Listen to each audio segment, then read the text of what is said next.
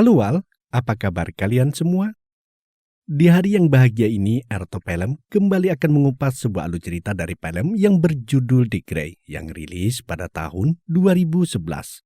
Film garapan sutradara Joe Carnahan ini menceritakan kisah sekawanan pekerja lepas yang terjebak di tengah hamparan salju setelah pesawat yang mereka tumpangi terjatuh. Mereka tidak hanya harus berjuang melawan rasa dingin, melainkan juga harus berjuang bertahan hidup dari serangan serigala buas penghuni di sana. Mampukah mereka semua bertahan hidup? Yuk, tanpa berlama-lama lagi, langsung saja seruput dulu kopinya dan nyalakan rokoknya. Ini dia cerita film The Grey 2011. Film dibuka dengan pemandangan pegunungan hutan bersalju di Alaska, lalu berpindah ke sebuah kilang minyak yang ada di sana.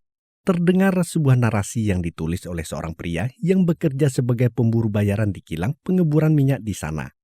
Ia adalah John Otway yang kesehariannya bertugas menjaga keamanan para pekerja kilang minyak dari serangan hewan buas. Walaupun ia sudah berada di lingkungan situasi yang keras, menyimpang dan jauh dari peradaban manusia baik, tidak membuatnya bisa melupakan sosok sang istri yang sangat ia cintai dan selalu dirindukan.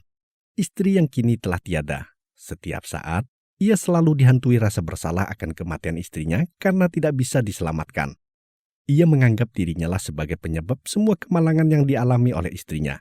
Hingga pada malam itu di tengah kegundahannya, ia mencoba mengakhiri semuanya untuk melakukan bunuh diri dengan cara menembakkan senapannya ke dalam mulut.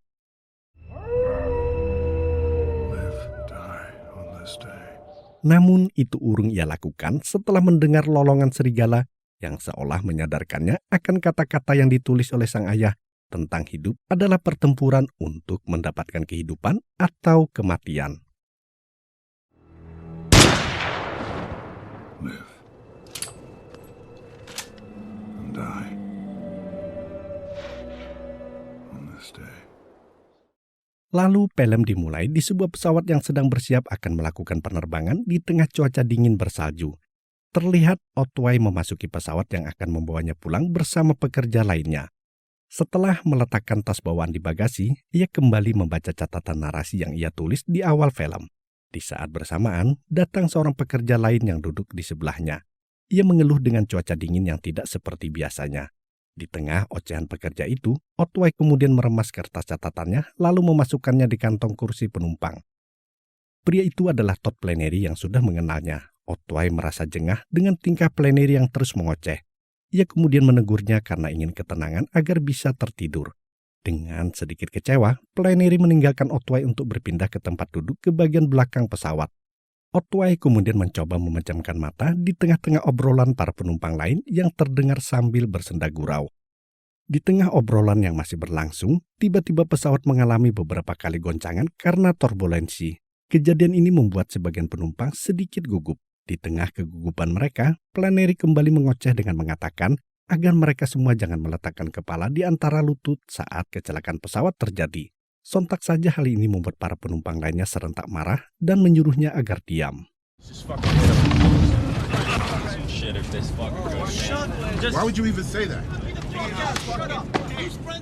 Tidak lama kemudian pesawat kembali melaju dengan normal. Para penumpang pun terlelap dalam tidurnya. Demikian halnya dengan Otway. Ia hanyut dalam mimpinya bersama istrinya. Namun tiba-tiba sebuah goncangan hebat di pesawat membuat ia dan penumpang lainnya terbangun. Terdengar riuh semua penumpang yang panik dengan bertanya-tanya apa yang sedang terjadi, diikuti oleh kehadiran pramugari yang mencoba menenangkan mereka. Otway kemudian mengintip keluar pesawat melalui jendela yang ditutupi oleh kabut es. Samar-samar ia melihat percikan api di sayap pesawat. Otway juga melihat keadaan di ruang kokpit yang sepertinya terlihat panik. Menyadari pesawat dalam bahaya, Otway memasang sabuk pengaman, lalu berbaring ke kursi di sebelahnya dan memasang sabuk pengaman tambahan di tubuhnya. Terdengar suara pramugari yang berusaha menenangkan para penumpang lain yang panik. Lalu kejadian yang menegangkan pun terjadi. Pesawat terjatuh.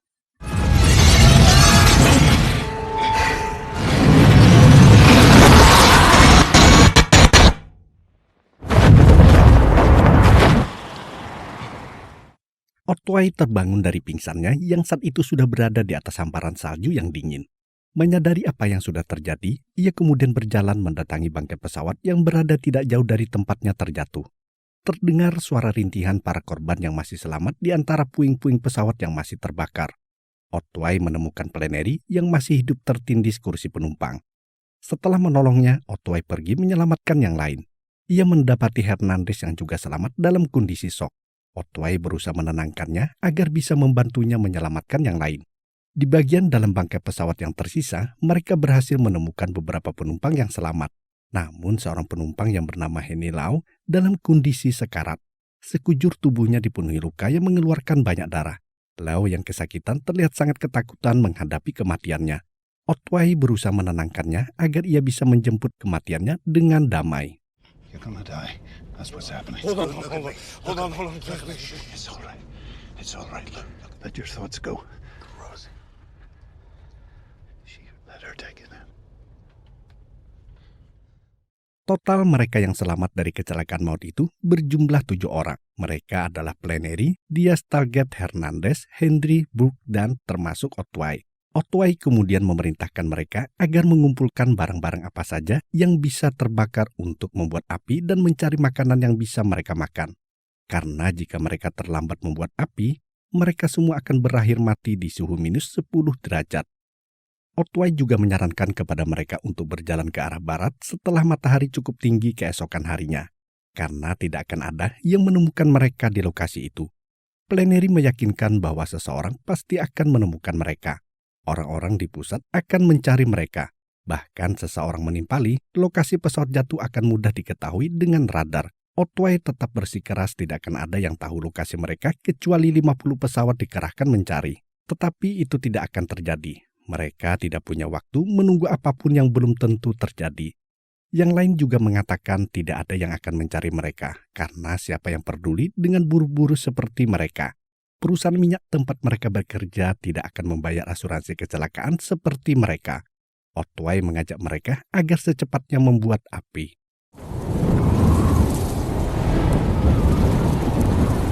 We gotta do something with the body. So Mereka mulai bergerak mengumpulkan barang-barang untuk dibakar, walaupun dari mereka sebagian melakukannya dengan enggan. Ketika malam menjelang, api berhasil dinyalakan menggunakan tumpahan bahan bakar pesawat. Otway kemudian berkeliling di dekat serpian pesawat yang masih terbakar. Di sana ia melihat pergerakan yang ia kira berasal dari korban lain yang masih selamat. Namun alangkah terkejutnya Otway setelah melihat seekor serigala yang sedang menyantap makan malam dari mayat penumpang yang tewas. Otway berlari untuk mengusirnya. Tiba-tiba seekor serigala yang lain langsung menerkamnya. hello? Get off of you, motherfucker!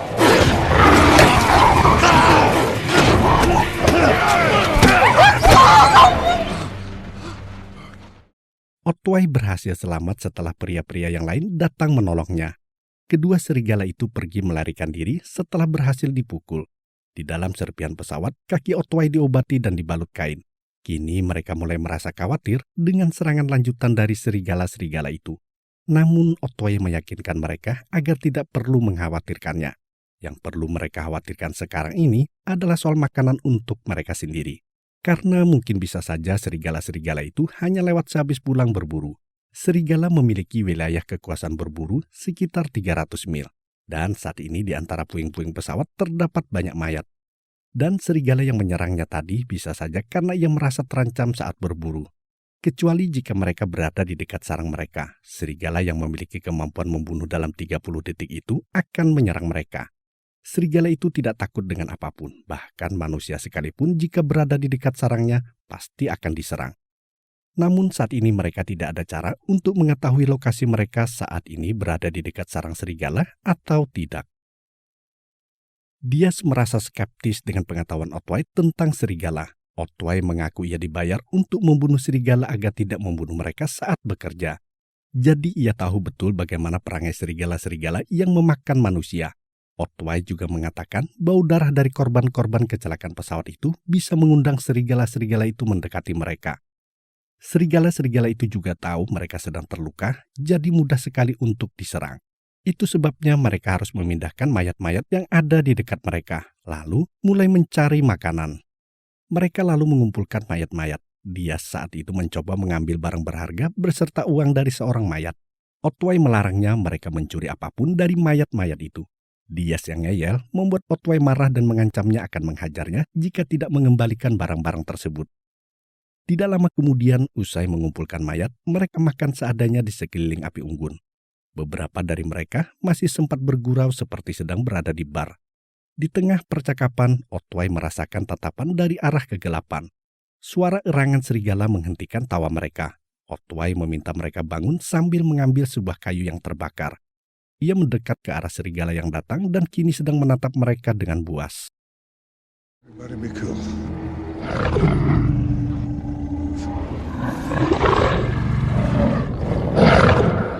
Otway menyuruh mereka diam dan menatap mata serigala itu untuk mengintimidasi mereka. Otway meyakinkan kawan-kawannya untuk tidak mundur.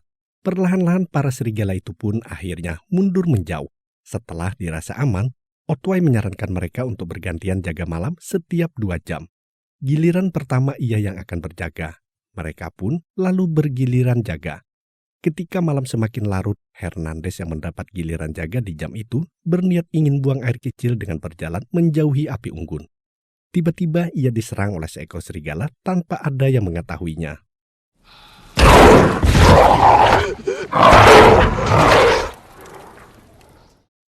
Keesokan paginya, angin dingin berhembus. Otway terbangun dari tidurnya.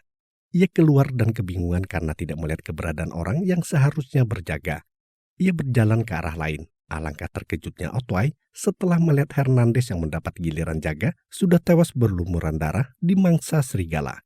Satu persatu mereka yang lain pun keluar untuk melihatnya. Mereka nampak begitu shock atas kejadian tragis yang menimpa salah seorang dari mereka.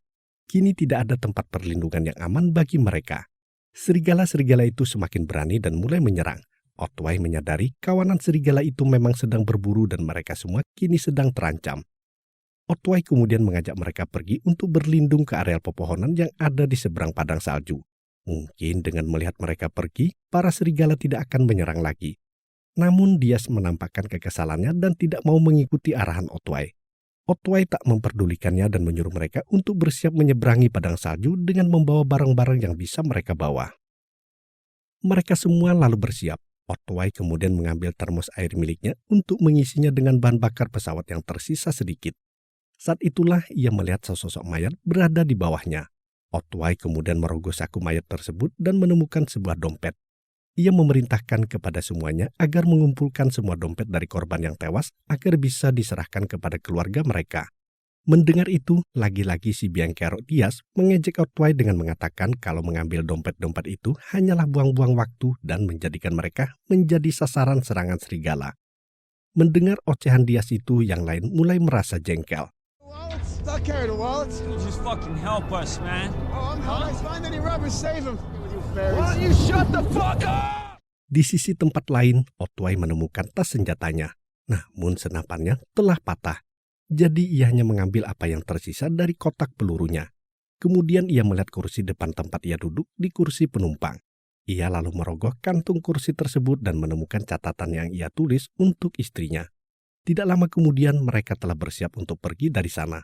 Sebelum mereka pergi meninggalkan tempat itu, Hendrik mengajak mereka untuk mendoakan para korban yang tidak selamat dan berdoa untuk mereka yang selamat agar selalu diselamatkan.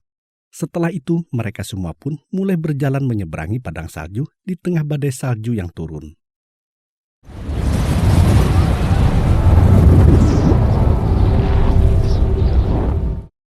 Di tengah gemuruh badai salju, kaki mereka terasa berat dalam melangkah di atas salju yang tebal. Wajah mereka dipenuhi dengan salju putih. Plenary yang berada di barisan belakang nampak kelelahan. Tanpa diduga, 2 ekor serigala datang berlari dari belakang dan langsung menyerangnya. Plenary berusaha berteriak meminta tolong dengan memanggil Otway.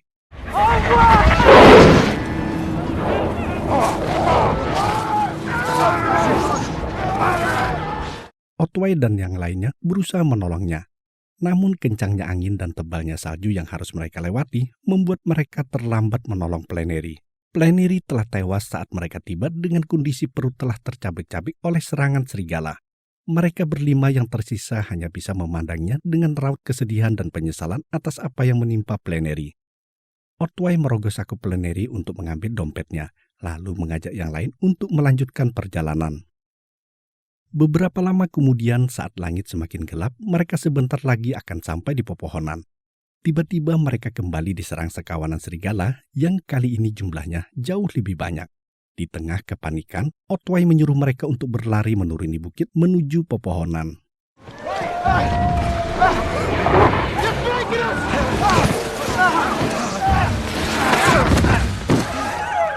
Need a fire to keep them up. Setelah sampai di bawah bukit yang dirimbuni pepohonan, mereka terburu-buru menyalakan api untuk menjauhkan serigala. Di balik pepohonan terdengar dipenuhi oleh suara-suara lolongan dan geraman kawanan serigala. Ketika api berhasil menyala, tiba-tiba suara itu terdiam setelah terdengar suara geraman dari serigala yang lebih besar. Ada serigala pejantan utama yang menenangkan para bawahannya.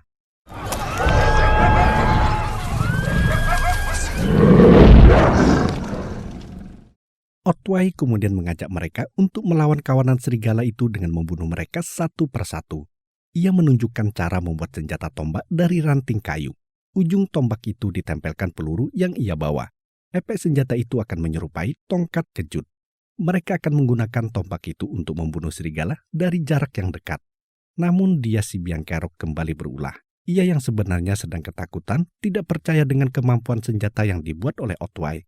Ia terus mengoceh dan tak mau menyerahkan nasib hidupnya di bawah pimpinan Otway. Otway yang mulai jengkel menyuruhnya untuk berhenti menjadi seorang pembohong karena menyembunyikan rasa takutnya. Hal ini membuat dia semakin menjadi-jadi dengan menantang Otway berkelahi. Talget berusaha menenangkan Diaz, namun ia malah mendapat pukulan. Dengan sekali serangan, Otway berhasil melumpuhkan Diaz. Saat itulah muncul seekor serigala pejantan utama yang terlihat sangat besar dan menakutkan mendekati mereka yang berkelahi.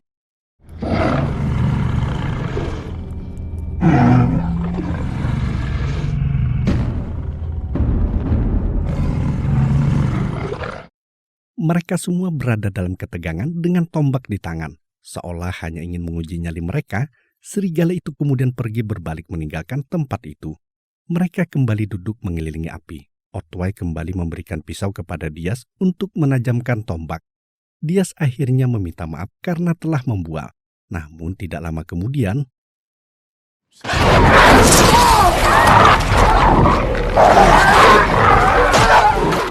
seekor serigala menyerang Diaz. Mereka semua sekuat tenaga berusaha melakukan perlawanan menggunakan tombak untuk menyelamatkan Diaz. Serigala itu akhirnya berhasil dibunuh setelah mendapatkan beberapa kali tombakan. Mereka semua nampak kegirangan. Namun Otway mengatakan itu bukanlah serigala pejantan utama, melainkan bawahannya yang dikirim untuk menguji mereka. Dari kejauhan kembali terdengar suara riuh lolongan serigala yang terdengar seperti bersedih. Malam itu mereka memanggang serigala yang mereka bunuh untuk dijadikan santapan makan malam. Dengan bersenda gurau mereka mulai menyantapnya. Walau dagingnya terasa mengerikan, tetapi masih lebih baik daripada tidak makan sama sekali. Saat Book yang terlihat kelelahan terbatuk dan mulai merasa pusing, tiba-tiba mereka kembali mendengar suara-suara serigala dari kejauhan. Sepertinya kawanan serigala itu masih mengawasi mereka.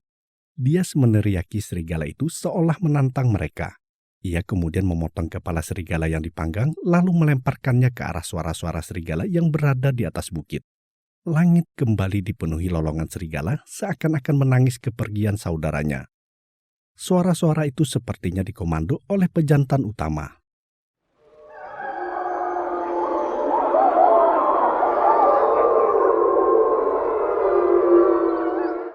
Suara itu membuat nyali Diaz menjadi ciut. Otway kemudian mengajak mereka untuk terus bergerak, karena serigala adalah satu-satunya hewan yang tahu balas dendam. Setelah berjalan beberapa saat memasuki hutan yang lebih dalam, mereka kemudian memutuskan beristirahat di suatu tempat yang dirasa aman setelah melihat kondisi Book yang semakin kelelahan. Mereka pun membuat api unggun dan terlibat obrolan. Talget saat itu mengatakan fakta bahwa mereka selamat dari kecelakaan pesawat dan selamat dari serangan serigala sebagai takdir dari Sang Pencipta. Namun Diaz tidak percaya bahwa semua ini adalah takdir dari Tuhan, mengingat teman-teman mereka tidak selamat dari kecelakaan dan sebagiannya tewas diserang serigala. Di tengah obrolan berlangsung, Book tersentak bangun, ia mengigau dan memanggil sebuah nama. Kemudian Book kembali tidur. Rupanya ia berhalusinasi. Ia mengalami hipoksia yang disebabkan kurangnya asupan oksigen. Tetapi kondisi ini tergantung masing-masing orang. Hipoksia paling parah menimpa bagi mereka yang tidak tahan tempat tinggi. Tentang Emma, nama yang dipanggil Book tadi, Emma adalah saudari Book yang meninggal saat dia masih kecil. Percakapan itu membuat mereka mulai membicarakan keluarga mereka. Talget membicarakan seorang anak perempuannya yang sudah sangat ia rindukan. Giliran Diaz yang menceritakan soal asmaranya. Mereka tertawa mendengar cerita Diaz. Otway menatap kosong keperapian ketika ia mulai menceritakan tentang ayahnya. Kembali ke masa kecil Otway bersama ayahnya, seperti orang Irlandia lainnya, keras dan tidak pernah menangis, tidak ada kelemahan. Tetapi ayahnya senang membaca syair dan menulis puisi.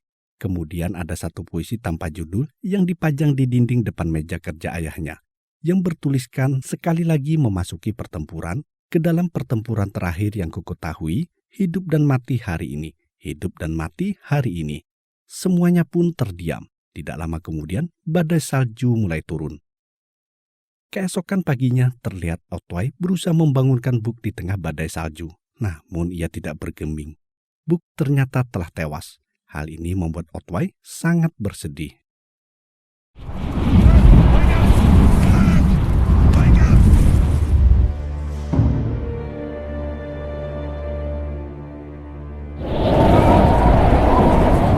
Ketika badai salju mulai mereda, mereka kembali menyalakan api unggun untuk menghangatkan tubuh. Otway kembali merogoh sakunya dan kembali membaca narasi yang ia tulis, sambil mengingat pesan terakhir istrinya agar tidak takut. Kemudian Otway melihat sesuatu tidak jauh dari mereka. Hendrik mengikutinya dan membangunkan yang lain. Ternyata yang dilihat oleh Otway itu adalah tanda peringatan wilayah kekuasaan serigala.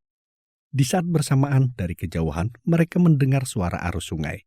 Mereka lalu berjalan mendekati arah deru sungai itu, tapi langkah mereka terhenti oleh sebuah tebing jurang yang dalam. Untuk bisa mencapai sungai itu, mereka harus menuruni tebing. Satu-satunya cara untuk bisa sampai ke bawah adalah dengan melompat ke pohon besar yang ada di seberang jurang, lalu membuat jembatan tali. Walau memiliki risiko yang mengerikan, Hendrik bersedia untuk melompatinya. Setelah tali yang terbuat dari kain yang mereka sambungkan siap, Hendrik segera melompat. There's something down there. Fuck!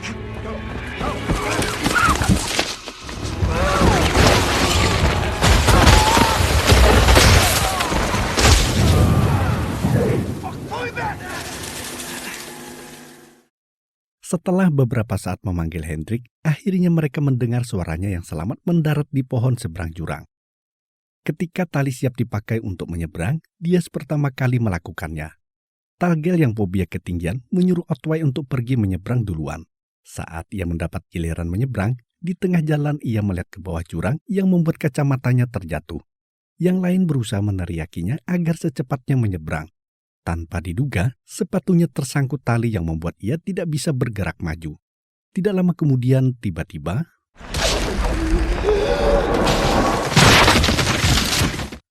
Talget terjatuh dari ketinggian yang menimpa ranting dan dahan pepohonan sebelum mendarat di tanah dengan kondisi terluka parah. Segumpal darah mengucur dari mulutnya. Tidak lama berselang, sekawanan serigala datang menyerangnya. Sementara itu, Otway, Diaz, dan Hendrik berusaha menuruni pohon secepatnya agar bisa menolong Talget. Saat itulah sebelum mencapai tanah, Diaz terjatuh saat menginjak dahan yang rapuh dan membuat pergelangan kakinya terkilir. Ketika mereka semua sudah sampai di bawah, jasad Talget telah berhasil dibawa kabur kawanan serigala yang hanya menyisakan dompet miliknya. Terlihat para serigala berebut menyantap tubuh Talget di balik semak-semak. Otway kemudian mengajak mereka untuk bergerak meninggalkan tempat itu sebelum menjadi target buruan para serigala. Kaki Diaz yang terluka membuat ia sedikit kesulitan dalam berjalan. Mereka akhirnya sampai di sebuah sungai yang mereka tuju. Ketika mereka berjalan menyusuri tepi sungai itu, Diaz yang mulai kelelahan merasa tidak sanggup lagi dan menyerah untuk melanjutkan perjalanan. Ia menyuruh Otway dan Hendrik untuk melanjutkan perjalanan karena ia ingin istirahat di sana dan tak ingin membebani mereka berdua. Ia menitipkan dompetnya pada Hendrik. Walau Otway dan Hendrik sudah berusaha membujuknya dengan menawarkan diri untuk memapahnya, Diaz tetap dengan pendiriannya. Ia ingin merasakan kematian yang hangat seperti yang pernah dikatakan oleh Otway. Tidak ada yang bisa mereka lakukan untuk membuat Diaz mengubah keputusannya. Sebagai salam perpisahan, Diaz memperkenalkan dirinya dengan lengkap, menyebut dirinya dengan nama John Diaz. Hendrik menyambutnya dan juga memperkenalkan diri sebagai Pat Hendrik. Lama mereka bersalaman sambil menahan sedih. Kemudian Otway pun maju untuk memperkenalkan diri juga. Keduanya tertawa karena nama depan mereka sama. Tidak lupa Diaz berterima kasih dan memberikan jam tangan kepada Otway. Diaz pun bersiap menjemput kematiannya sambil menikmati pemandangan yang ada di depannya dengan bersandar di sebuah batang pohon. Sementara itu Otway dan Hendrik melanjutkan perjalanan di tengah hujan salju menyusuri sungai menuju hilir. Saat itulah Hendrik bertanya kepada Otway, kemanakah ia pergi pada malam terakhir di kamp waktu itu, ketika mereka semua berkumpul di bar. Ternyata Hendrik saat itu mengikuti Otway dan melihat saat ia akan bunuh diri menggunakan senapan berburunya. Hendrik mengaku tidak menyangka masih bisa melihat Otway karena ia melihat tatapan putus asa seperti yang ia lihat pada Diaz. Tidak lama kemudian mereka dikejutkan oleh kehadiran sekawanan serigala yang berlari memburu ke arah mereka. Otway dan Hendrik berusaha berlari menghindari terkaman serigala. Tiba-tiba Hendrik terpeleset ke dalam sungai yang berarus deras.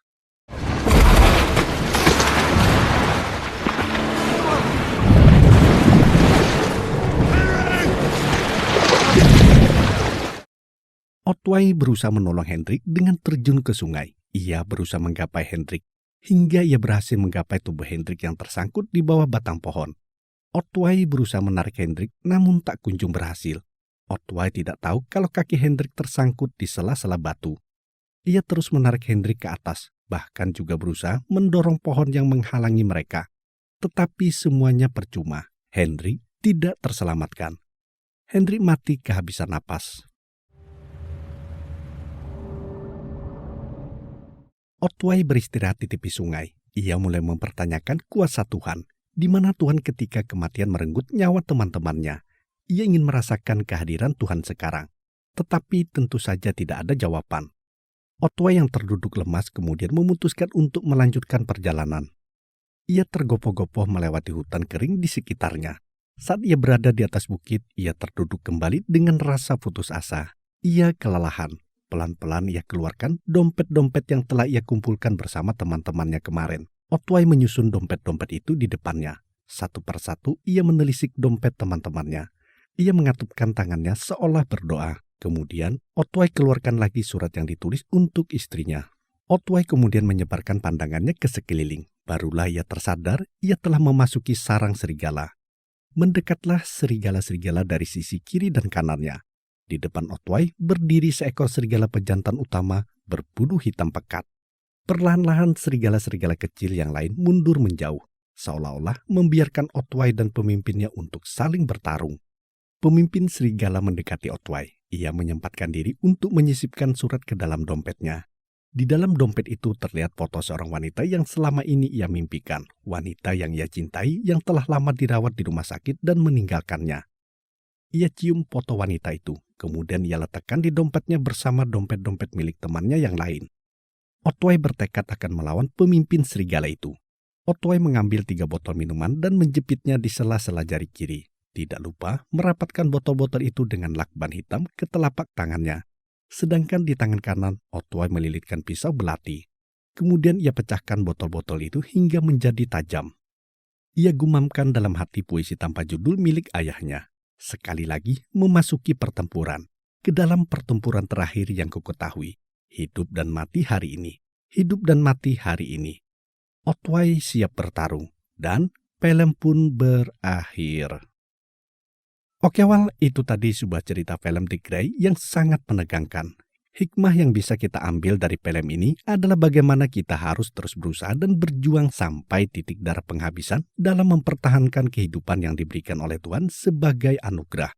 Hidup adalah sebuah pilihan. Kematian tidak akan bisa kita hindari. Mati secara terhormat karena sebuah perjuangan jauh lebih berharga ketimbang pasrah dengan kematian di depan musuh. Sampai di sini dulu dalam kebersamaan kita kali ini. Semoga saja cara Mimin dalam bercerita bisa membuat kalian semua terhibur. Berjumpa lagi dengan video alur cerita Mimin selanjutnya. Sampai jumpa.